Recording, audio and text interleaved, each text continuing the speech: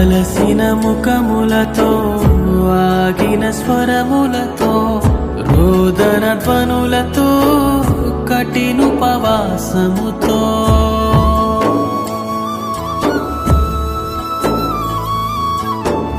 తీరని వేదనతో రగిలే గుండెలతో మాడిన కడుపులతో చెదరిన బ్రతుకులతో అలసిన ముఖములతో ఆగిన స్వరములతో రోదన ధ్వనులతో కఠినుపవాసముతో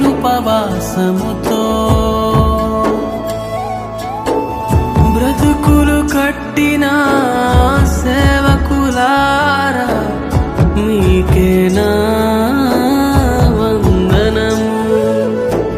సువార్తకై పరుగులు పెట్టిన మీ పాదము